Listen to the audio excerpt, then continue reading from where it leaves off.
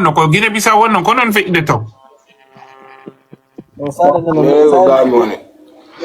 fenade ko moni de o nangama gongo fenade fo soɗale o fenade nangaka sare nder no de ƴotono dogude kadi normal ok Aljim min ko jori ka travo joni Aljim comme ole force armée on be wadde communicar mi yidi jento don seeda jetti contrôle fi mudum coup d'état wobbe innuno fi coup d'état ala Guinée Bissau leydi fo wona e contrôle fi militaire ben hanyande be gayni fi mugo woko kanko inete Victor Nchama kanko watta porte-voice on portugais dira porte-voice commando militaire on. D'accord.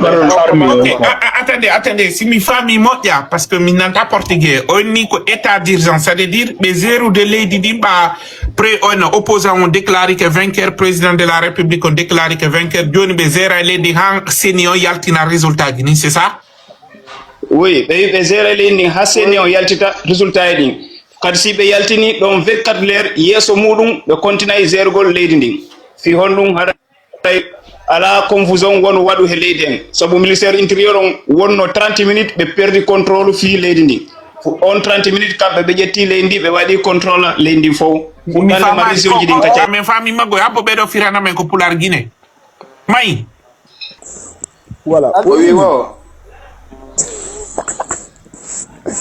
ministre de l'intérieur on perdi contrôle leydi ndi nder 30 minutes joni noon kamɓe militaire ɓe ɓe occupe ɓe ila ɗon ɓe ƴetti quoi contrôle on ha ɓe jonna résultat ji ɗi ha feƴƴita si résultat ji jonnama o hande feƴƴita wa 24 heures haɗa kamɓe kadi contrôle après si ɓe jonna ɗo aɗa andade on.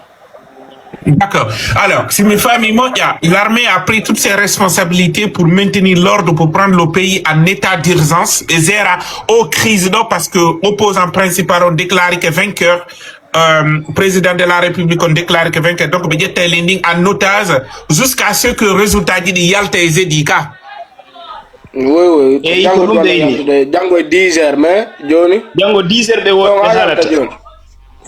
D'accord. Quand bébé ni wana coup d'état, wadi non? No, wona coup d'état. Wona coup d'état. Yimɓe go yahuno takkugol ton fi waggol contrôle dargol fi résultat ji CNE ɗin waggol perturbe haray CNE heɓani no gollira golle mum ɗe ɓe inna résultat no sensé wona e waɗede haray population yimɓe parti ko ɓe noon felli do konti fi dispersion. D'accord, non, mi famille Johnny, écoutez mi famille, si je comprends bien, abo mi hala ko pular Guinée film fa le moƴƴa. En fait, élection jiɗi waɗe dimanche. Hanki opposant on déclaré woko kanko ni président woko kanko gagné. Opposant principal on. Président sortant o ini ko kanko gagné. Joni non yimɓe ɓen fof bimbiɗe o ɓe yehi ko seni opposant militant opposant du président de la République. Donc du coup ɓe non. Oni woko tombe faute ministère de l'Intérieur est incapable de gérer la situation quand ils ont pris les responsabilités pour gérer la situation en urgence, c'est ça?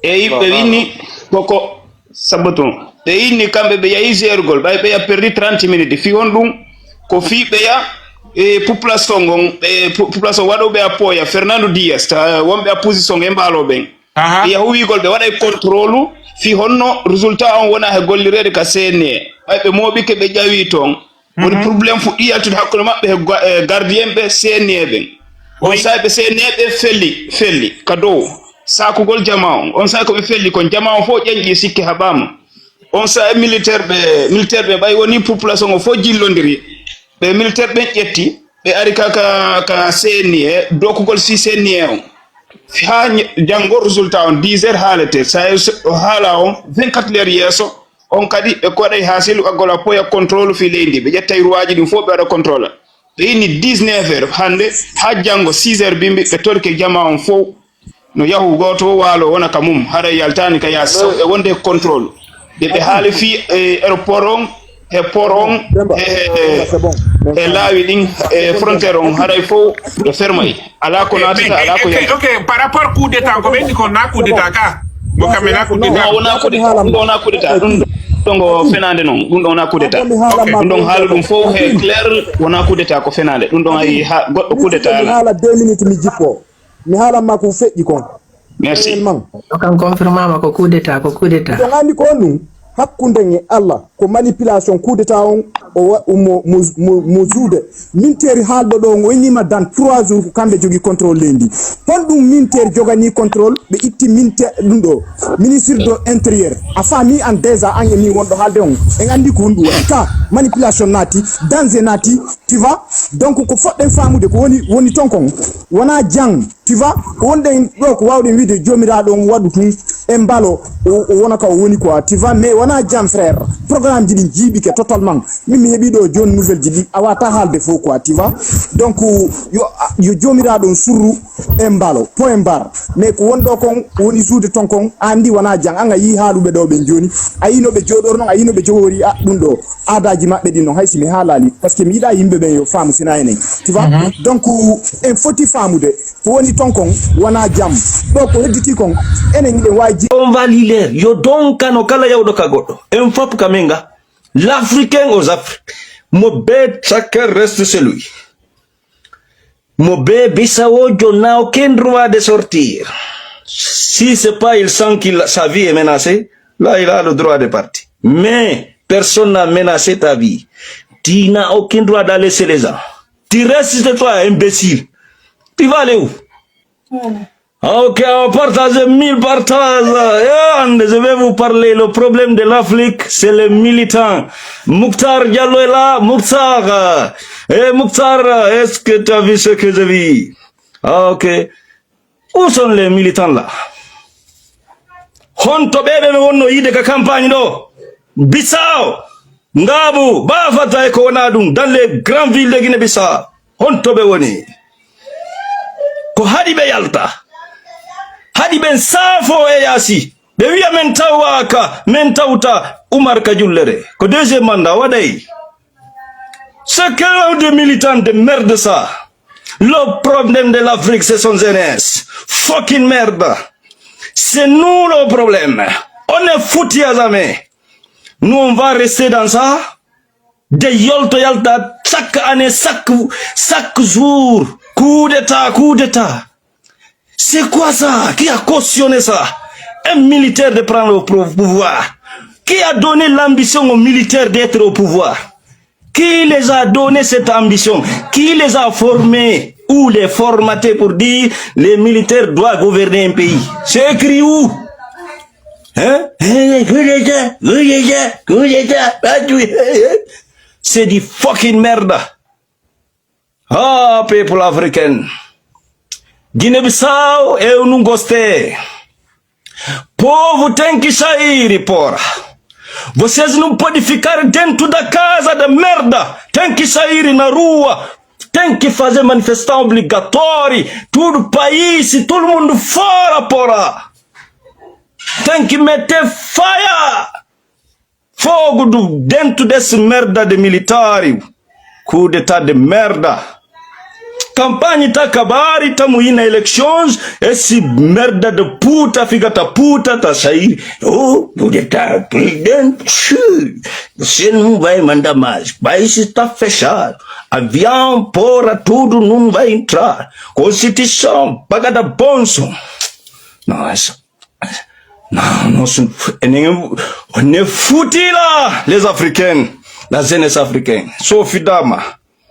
Stayen koni wurirten ngaynade goddo ari wadi manda goto mo wadde dimmo dégazo goddo go ara e payle yeye de cocaïne no ara inna no trois lâche tu vas quitter et puis couro gérare para o tawe ka biro makko non c'est fini hein. Quand tu as ta téléphone, allô, Africa, ils m'ont arrêté, mais il n'y a pas eu ben de sang. Ils ont pris le pouvoir, c'est tous. Puis nous, on va continuer dans ça.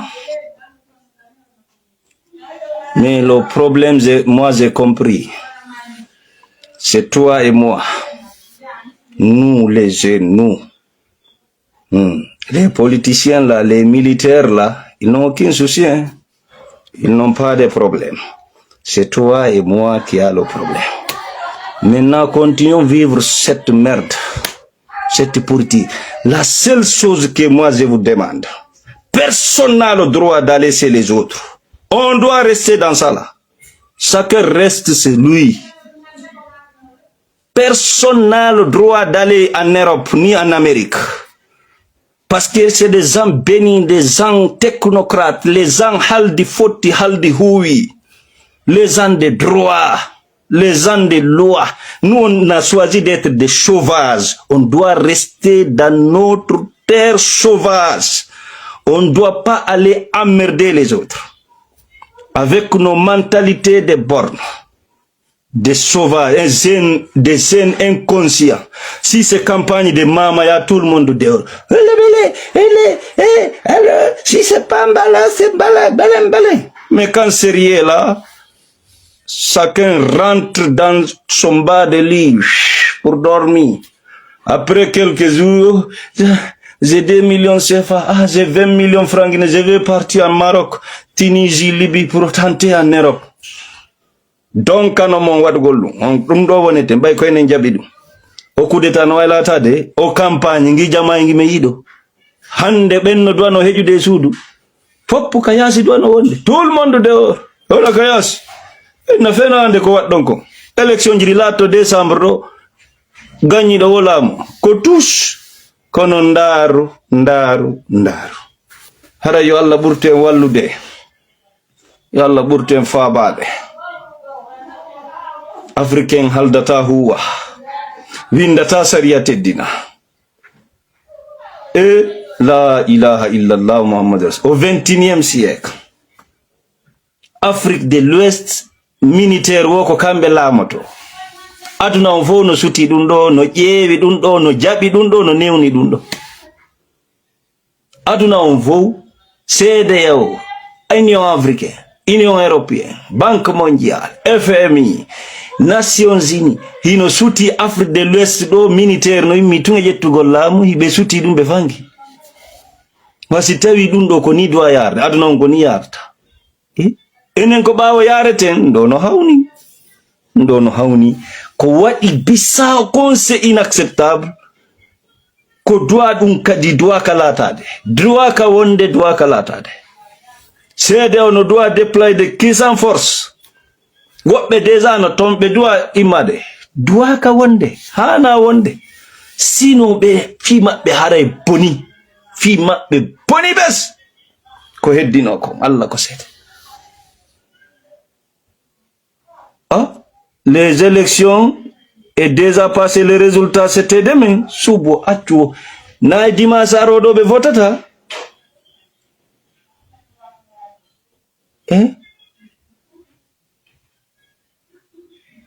Mamadou Saliou c'est nous les jeunes on est un problème ko ene woni problème en ala finde en ala objectif en anda ko fala na den leyde men den c'est ça c'est nous le problème ko ene woni problème en élection ji jaka wadi ko résultat ba coup d'état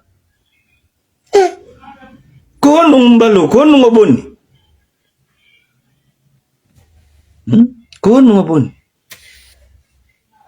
CEDEAO di condamné yalte condamné ko yobe déployer force c'est un petit île hay labe no jandi buri Bissau labe la matière labe ni no jandi buri ko yobe chipping force qui sans be neutraliser bi sogoloji be maintenant wea sitayo gagnike compte wade gagni do lam la ilaha illallah hakkundi Allah Afrique de l'Ouest bu idam fenantan bay buy non no sikko de dum do ko jang yeso ittay kompa mo be yo jokku hajubu yo jokku ko jokki njula ndobbo yo njulo ndobbo nyamakos iso de nyamakos ndo engainali sikke dum do ko jang on va savoir ko arata ko yonay en fop yok parce que si hewl wadi la goddum an tawaka an si wadama mimmi tawaka goddo dolammi jaggammi wadammi waldo dan jalon il mérite ça il mérite c'est ça une république jeunesse, l'injustice flagrante, l'injustice totale dans leur pays, et puis la jeune elle prend de tramadol. Et fais-moi un comprimé tramadol dans mon 24 heures ici, et je vais boire. Il prend une drogue. Dans le café, tu as entendu ce que le président de CNT a dit hier? Et l'avocat là, tu l'as vu? Oh yo, taxi moto, tout, un ton boutique ouvrir, commerçant, tout le monde a chié, ça y en a chati, un bouillama. Si c'est avec ça on va avancer, on va avoir des développements, vous allez voir, on va lire. Yo donc kano kala ya udoka godo. Un fop kamenga, l'Africain aux Afriques. Mobe chacun reste celui. Mobe Bissau n'a aucun droit de sortir. Si c'est pas il sent que sa vie est menacée, là il a le droit de partir. Mais personne n'a menacé ta vie. Tu n'as aucun droit d'aller chez les gens. Tu restes chez toi, imbécile. Tu vas aller où? Foutre quoi ces gens? Tu luttes pas pour changer ton pays? Hein? Tu n'as pas de conscience? C'est toi qui vas changer ton pays. C'est toi l'avenir de ta nation. Tu n'as aucun droit de prendre ton énergie et ta jeunesse, aller foutre en Europe ou aux États-Unis ou au Canada. Espèce d'imbécile. Tu restes chez toi. Tu travailles, tu manges poussière et angal courant, tu restes sans électricité et mauvais internet, tu restes sauvage, c'est toi. Tu n'as aucun droit d'aller chez eux pour bien nourrir, pour bien vivre. Toi, tu mérites pas de vivre bien. Tu restes chez toi, imbécile, jeune africaine, surtout toi, jeune Afrique de l'Ouest. Imbécile. Tu n'as aucun droit de prendre des bateaux là pour aller chez les gens. Reste ici. Reste ici.